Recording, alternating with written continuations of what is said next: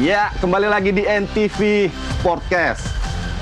Masih bersama saya Marco Tamubolon. Kali ini kembali lagi saya harus menggantikan posisi abang-abangan kita Bang Boy Noya yang lagi ada keperluan. Namun formasinya masih tetap sama, masih 3 orang seperti back timnas Indonesia, trio.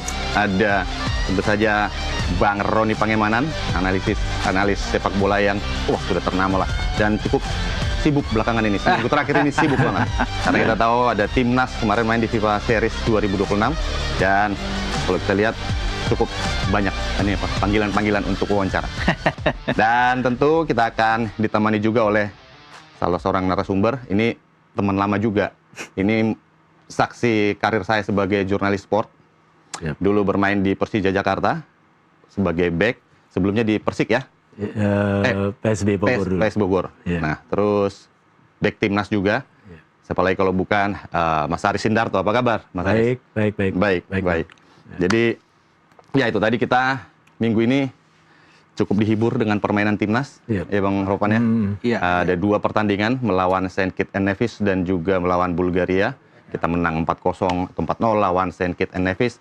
Lalu kita kalah 0-1 dari Bulgaria. Tapi kita sebelum membahas ke timnas, ada kabar-kabar menarik juga terkait dengan Piala Dunia 2026, di mana ini sebenarnya cukup menyakitkan buat saya sebagai angkatan 90 seperti itu, yang di mana kita dulu sangat menggandrungi pemain-pemain Italia sampai potongan rambutnya juga kita ikutin ya kan, bagaimana mereka bergaya, tren mereka diikutin, tapi untuk tahun ini mereka kembali gagal.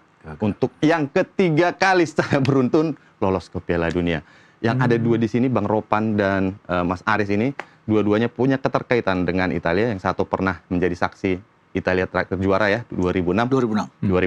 Dan yang satu lagi Mas Aris pernah tinggal di Italia waktu bersama timnas Barretti U17 ya? Iya. Dan di sini juga ada La Gazzetta, sengaja saya bawa biar memorinya kembali. La Gazzetta dello Sport. La Gazzetta dello Sport. Kalau kita lihat di sini ini koran ternama di Italia. Iya. Bayangkan ya pemirsa ya. Ini korannya aja segini tebal dan masih ada sampai sekarang. Iya. Sementara di era katanya koran udah mulai redup, di mereka ini masih ada dan tebal banget. Ini menjadi santapan di Italia bagi orang-orang tua yang di sana. Kalau bangun pagi tanpa pegang La Gazzetta dello Sport ada yang kurang. Makanya ini koran olahraga yang sangat dicintai di sana. Di sana, betul. Ada 2, Marco, sebenarnya. Ada Corriere dello Sport. Corriere dello Sport. Satu La Gazzetta, tapi lebih La Gazzetta dello Sport. Tebal gitu loh. Maksudnya ini nggak cuma berapa halaman sampai berapa ini? Ada dan warnanya tuh yang ada khas warnanya, ada khas sekali. Agak sedikit kusam tapi enak di mata. Agak pink-pink juga. Nah, dari medianya aja kita bisa lihat mereka tuh membahas bola itu dalam banget. Artinya Italia itu negara sepak bola memang ya, gambar negaranya aja sepatu nendang bola kan kalau kita lihat di peta dan seperti itu. Tapi yang jadi pertanyaan, 3 kali Bang Ropan mereka gagal ke Piala Dunia secara beruntun. Apa catatan Bang Ropan kalau kita lihat? Ya, tidak menggambarkan bahwa mereka ketika 3 kali ya boleh dikatakan ini hat-trick buat mereka. Ya, ketika mereka itu kan sebagai salah satu tim juga yang pernah juara 4 kali, Marco. Jadi melegenda betul Italia. Tapi kalau melihat kesininya 2018 di Rusia, 2022 di Qatar, sekarang lagi dia gagal di Amerika, Meksiko dan Kanada, memang sangat disayangkan. Seakan-akan Piala Dunia ini selalu itu kurang enak. Ya, istilah makanan itu ada yang kurang. Karena satu ex atau mantan juara dunia itu tidak hadir. Itu yang agak kurang. Karena Italia kan semua orang ingin mendambakan Italia itu ada. Ya kalau sekarang orang bisa melihat ada Jerman, ada Prancis, ya, ada Brazil, ya, ada Spanyol, kan semua tuh ada Inggris. Tim-tim yang udah sering langganan Piala Dunia mereka tetap lolos. Tapi hanya satu tim yang mereka tunggu dengan gaya khas secara grendelnya. Permainan belakang sangat kuat yang tidak nampak di 3 Piala Dunia terakhir. Jadi itu yang agak sedikit menyedihkan memang. Terutama bagi pencinta Gli Azzurri. Ya, La Nazionale. Jadi sebenarnya siapapun kita bisa mendukung, siapapun bisa mendukung negara-negara yang tampil di Piala Dunia. Tapi Italia ini punya tempat khusus di hati. Apalagi angkatan-angkatan 90 yang sempat menyaksikan Liga Italia lagi populernya di Indonesia. Dan ini menjadi kekosongan di Piala Dunia 2026. Dan tadi 3 kali, jangan sampai nanti jadi kebiasaan gitu. Jadi orang udah nggak mendambakan lagi Italia main di Piala Dunia karena udah keseringan nih. Jangan sampai 4 kali musim Piala Dunia berikutnya juga tidak lolos, akhirnya orang melupakan Italia gitu. Tapi sulit juga sebenarnya melupakan Italia. Padahal Marco ya, saya potong sebentar. Kalau melihat kan di zaman Mancini itu mereka juara di Euro kan? Euro, iya. 2020 terakhir kali ini Inggris kan main di Wembley. Sebenarnya itu masih tim yang bagus, tapi kemudian mereka gagal. Itu kan yang menjadi tanda tanya orang. Ketika jadi juara Euro mereka nggak hadir di Qatar kan? Betul. Sekarang juga nggak hadir. Betul. Padahal dengan materi pemain kalau melihat secara kualitas dan head to head dengan Bosnia itu jauh. Secara peringkat juga mereka peringkat 12 dunia di FIFA kan jauh dengan Bosnia. Ya kan bahkan Norwegia yang menyingkirkan mereka di kualifikasi itu juga agak jauh. Tapi kalau lihat penampilannya sebenarnya bukan di masalah skill sebenarnya. Kalau menurut saya, tapi lebih ke mental sebenarnya. Mereka udah jarang memiliki pemain-pemain dengan mental juara. Ya kalau kita lihat zaman mereka berjaya kan ada Paolo Maldini di sana, ada Nesta, ada Cannavaro, semua kan pemain-pemain bermental baja gitu loh. Mau main di babak apapun, mau main di fase krusial apapun, mereka masih bisa menjaga ritme permainan yang menjaga skillnya seperti itu. Dan saya kira juga mereka sudah agak melupakan kultur mereka ya. Bagaimana dulu Italia terkenal dengan sistem grandernya ya. Pertahanannya, Catenaccio. Iya, apalagi kita dulu pernah di sana ya. Nah, bagaimana, menarik ini bisa cerita bagaimana sedikit. kita di 4 bulan pertama sama sekali nggak bisa main. Karena mereka sistem organisasi bertahannya Masya Allah, rapat sekali. Dan kita hanya bisa bikin pelanggaran karena pressure mereka tinggi. Dan itu bahkan hilang dengan dulu yang mohon maaf ya, dulu tuh Gio yang di sini katanya Maradona Indonesia, di sana nggak bisa ngapa-ngapain ya. Iya, karena pressure. Belum kontrol udah 2-3 orang datang. Iya. Dan begitu pula dengan tim Italia sekarang, berbeda dengan zamannya Maldini, Baresi. Udah kulturnya udah beda ya. Memang sepak bola mereka pengen ngikutin tren yang modern tapi nggak sesuai dengan kultur mereka. Betul sih ya. Berarti memang ada perubahan di sektor belakang. Benar nggak Bang Ropan? Kira-kira kalau kita lihat. Kalau kita compare membandingkan ya antara lini belakang di terakhir mereka juara dunia ya 2006 itu memang jauh, Marco. Ya. Nggak ada lagi tuh zaman-zaman Maldini, Baresi, Costa Curta, Tassotti ya. Itu nggak ada lagi. Bahkan zamannya pelatih yang saat ini yang gagal, Gennaro Gattuso kan bagus pada saat itu sebagai box to box yang kuat. Nggak ada lagi Italia punya seperti Gennaro Gattuso. Saat ini mereka lebih stylish bermain, tapi meninggalkan gaya lama mereka yang begitu strong, begitu kuat di dalam hal bertahan. Grenell mereka kan Italia terkenal. Sekarang kelihatan sekali agak rapuh cara bertahan mereka. Nggak ada lagi. Nesta kan ada Cannavaro dulu kan yang bagaimana bisa angkat trofi di Jerman. Saya melihat saat itu luar biasa mereka bermain ya. Tapi tidak lagi nampak di dalam 3 perhelatan terakhir di mana mereka di kualifikasi gagal. Dan sangat menyesakan kan. Bayangkan ya, 2018 di Rusia, itu mereka kalah dari Swedia. Iya. Yang secara head to head tuh Italia jauh. Nah, 4 tahun kemudian mereka lebih parah lagi, kalah dari Makedonia Utara kan. Iya.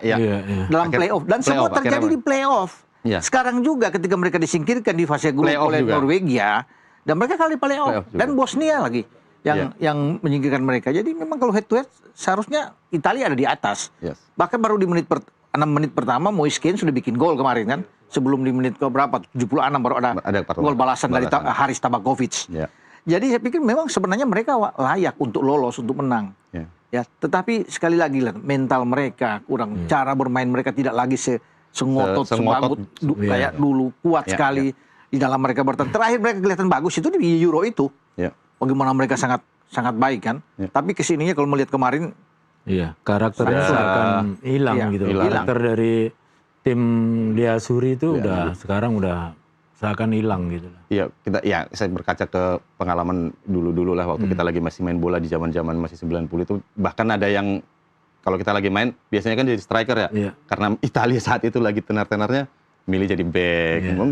Enggak ini jadi back gitu, maksudnya jadi pilihan gitu karena kita melihat permainan Italia. Tapi memang untuk tahun-tahun ini memang memang mungkin tuntutan zaman kali Bang ya, karena memang sepak bola modern yang lagi berkutat di... Mungkin mereka ingin cara bermain dengan terbuka ingin main, tapi kan nggak cocok dengan DNA. Mereka bawa saja dengan khas gaya bermain mereka sebenarnya. Itu jauh lebih bagus. Ya, contoh misalnya Jerman paling takut ketemu Italia. Boleh sama ketemu lain tapi kalau sama Italia pasti akan mentok dia. Tapi kalau sekarang sudah nggak takut Jerman lawan Italia, karena Italia sangat memang menurun. Kualitas pemain mereka tidak sama dengan sebelum-sebelumnya. Lihat aja belakangnya, mereka nggak punya lagi seorang Baresi, Maldini, nggak ada sosok lagi memang yang kuat di Liga ini kan di timnas evaluasi juga buat tim Italia karena kalau dilihat juga regenerasinya juga kurang bagus gitu loh. Ya tapi sangat terpukul sih mereka. Ya, langsung ketua FIGC-nya, ketua Gabriele Graffiani ya. Disusul sama siapa? Gianluigi Buffon mundur juga sebagai ketua tim delegasi. Ketua delegasi Italia. Betul. Dan yang masih ditunggu nih Gennaro Gattuso nih. Kemarin Gennaro Gattuso belum mau ngomong soal masa depannya karena masih terlalu sedih katanya. Saya pikir dia akan ikut juga ketika Gabriele itu ketua FIGC di Italia mundur, Buffon juga mundur. Ya, nggak ada alasan buat pasti dia akan juga untuk walaupun tidak sepenuhnya untuk menyalahkan dia kan. Karena dia kan hanya meneruskan tongkat estafet dari Luciano Spalletti kan sejak Juni 2025 baru dia masuk ke sini dan memang skuadnya kelihatan sekali memang. Kalaupun mereka lolos, saya nggak jamin mereka akan juara dengan kualitas bermain seperti ini ya. Betul. Kalaupun lolos akan melangkah jauh. Bayangkan di kualifikasi 2 kali nggak bisa bikin apa-apa lawan Norwegia kan. Sudah kelihatan sekali ya bahwa mereka memang sangat sulit. Belakang mereka kemarin belum apa-apa Bastoni udah kartu merah yang seharusnya ya. Bagaimana? Ya Italia ya sudahlah kita relakan saja Italia tidak main di Piala Dunia. Tapi banyak pendukung Lia Suri sangat terpukul. Ya pasti kota negara Italia juga pasti akan sangat terpukul sih. Mungkin 3 kali soalnya. Kalau di demo. Iya. Kalau sekali sih masih pas pertama kali mereka tidak lolos Piala Dunia juga udah rame. Ini 3 kali, yang ketiga kali hat-trick. Ini kebayang nggak negara yang kultur sepak bolanya mungkin Mas Aris tahu lah seperti apa sepak bola Italia karena pernah di sana. Tiba-tiba nggak tampil di Piala Dunia. Tapi bukan cuma Italia aja yang berduka ya. Pecinta sepak bola juga sebenarnya kehilangan seperti yang Bang Ropan katakan. Sangat kehilangan. Karena memang ditunggu-tunggu sebenarnya Italia. Karena ini tim yang berbeda kalau secara kultur bermain sangat berbeda dengan tim negara lain gitu. Iya, karena kan semua misalnya yang hadir mantan-mantan juara dunia ada, kemudian Italia hilang. Ya 4 kali juara mereka hilang. Ya, ini memang ada sesuatu yang nggak bagus sih Piala Dunia kan. Tapi memang harus kenyataannya ternyata begitu harus mau bilang bagaimana lagi kan. Gitu. Ya memang harus diterima ya gagal di playoff dan ini kali ketiga. Dan kabar menariknya wakil Asia kira sudah ada satu lagi yang lolos. Ada Irak. Luar biasa ya. Irak yang kita hadapi berapa kali Bang kemarin tahun lalu? 3 kali ya? 3 kali total 4 kali dengan Piala Asia. Piala Asia. Sama Piala Asia. Kalau di kualifikasi 3 kali. 3 kali. 2 kali di babak kedua, round 2. Dan 1 kali bermain di round 4 kan? Kita kalah 3 kali. Kalah 3 kali. Iya. Betul. Ya kalah 5 di Basra, kalah 2 di GBK, dan terakhir kita peningkatan yang bagus, kalah 1 di menit 76 kan? Zidane Iqbal yang bikin gol saat itu. Mestinya kalau kita draw kita bisa lolos itu. Dan harusnya kita yang gantiin mereka. Kalau lawan Bolivia, menurut Abang kita dengan kekuatan yang kemarin bisa, kalau Irak aja masih bisa lawan, pasti kan ada penambahan. Nggak mungkin kalau sekarang misalnya kita ketemu Bolivia hanya pemain seperti ini, pasti ada tambahan. Pasti ada banyak, mungkin bisa aja Pascal Struijk datang. Banyak lagi akan masuk. Dia pelatihnya Graham Arnold ya. Yang kita tahan di Jakarta waktu lawan Australia kan. Dan mereka lolos sekarang ke Piala Dunia. Coba. Kemudian dia gara-gara lawan Indonesia dia dipecat. Jadi lawan Indonesia dipecat dari Australia. Diambil sama Irak. Gantiin siapa? Jesus Casas ya? Iya. Jesus Casas out, dia masuk. Dan kita ketemu lagi di round 4. Nah, kita kalah coba. Dan mainnya kan kita kan dengan mereka kan imbang gitu. Walaupun secara peringkat jauh kan. Ya kan masalahnya kemarin kan di 50-an peringkat. Di line up udah masalah, Bang. Lawan Arab mungkin ada masalah. Lawan di Irak sudah ada perubahan ya, betul. Karena Ridho udah masuk yang kan. Kita yang kaget ya. Iya, Ridho udah masuk lagi kan. Tapi sebenarnya kita kalau nggak ada gol itu sayang memang. Berarti menurut penilaian Bang Ropan, kalau kita kemarin bisa seri dan lolos ke playoff, kita masih bisa ke Piala Dunia ya? Masih bisa. Karena kan itu yang saya bilang tadi, kualitas pemain kita kan akan jauh berbeda. Ya tidak akan sama seperti di round 6, pasti akan ada penambahan 2-3 lagi akan masuk. Karena ini sudah bicara untuk tiket lolos Piala Dunia. Sudah harga diri buat Indonesia kan. Udah semakin dekat dengan target kan? gitu. Ya Bolivia bisa lah ya. Bisa. Lebih all out lah. Iya. Tapi udah lewat. Kan 90% pemain yang main lawan kita itu main kemarin lawan Bolivia. Iya kan? Main semua tuh. Sayang sekali, tapi ya sudahlah, kita relakan saja. Kita ya sedikitlah soal Jepang. Jepang juga kemarin tampil cukup baik waktu di ini ya, uji coba. Kalah ini. Inggris Scotland. Di kandang Inggris. Jangan kan Inggris, Brasil aja kalah kok sama mereka. Iya. Nggak bisa bikin apa-apa. Jadi kalau mau compare dia lebih bagus jauh dibandingkan dengan Korea. Iya. Karena sekarang ya. Bukan cuma Brasil juga, Jerman juga kan putus. Lawan Jepang di Piala Dunia kemarin. Spanyol juga yang juara Eropa, Spanyol putus juga. Kalah kan? Di Piala Dunia nanti kira-kira Bang? Jauh. Oh, ini berbahaya. Jepang berbahaya Saya dengan kira kualitas Jepang pemain. bisa berbicara di lolos grup lah. Karena kita lihat terakhir lawan Inggris juga cepat sekali main dari kaki-kakinya, cepat counternya, terus finishingnya juga sangat-sangat indah Kita gitu. sangat mendambakan lah timnas kita mainnya kayak Jepang ya. Iya. Ya semoga. Asia kan, sama-sama Betul. Asia. Iya. Kan kita Indonesia sudah dapat pelajaran penting kemarin kan, kawan-kawan. Ya, dalam 2 pertandingan. 6-0 Di sama putaran ketiga kan. Iya. Di Jakarta 4 kan. di Jakarta 4, di sana sikat setengah lusin. Iya. Ya, ini kita juga masih berbicara tentang Piala Dunia, tapi ini Piala Dunia cukup jauh ya, 2030 lah. Oh, kita 30. kan mau ke arah sana kan. Kita ini yang 2026 ya kita udahlah, kita relakan saja. Kita kemarin melihat kesan pertama John Hertman bersama timnas lah. Nah, sebenarnya kan udah banyak lah, Bang Ropan udah bolak-balik kita lihat ngomong tentang timnas ini, tentang permainan di 2 pertandingan itu lawan Saint Kitts and Nevis, lawan Bulgaria. Tapi ya kita pengen tahu juga catatan Bang Ropan, kira-kira kesan pertama John Hertman bersama timnas.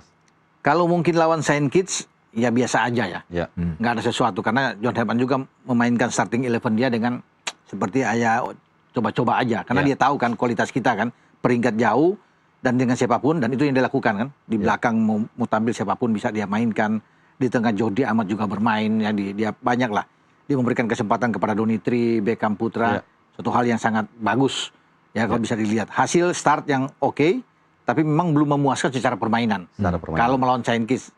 Ketika melawan Bulgaria, ya saya berpikir bahwa kita yang lebih pragmatis bermain, akan melakukan counter attack, tapi ternyata kita lebih penguasaan bola kan. Bulgaria yang dipaksa untuk lebih bertahan melawan kita. Dan ada yang menarik menurut saya bahwa penempatan oleh Romani kan berbeda dengan sebelumnya. Kalau dia kan sebelumnya nomor 9, menunggu umpan-umpan, tetapi Ramadan yang ada di depan, dia berdiri di belakang, dan itu kan bagus. Ketika lawan Saint Kitts kan bagaimana peran dia kan baik sekali, dengan 2 assist dia ke Beckham Putra, yang ada brace dari Beckham, 1 gol dari dia. Tapi kita tahan dulu, karena kita mau break dulu. Kita akan kembali setelah yang satu ini.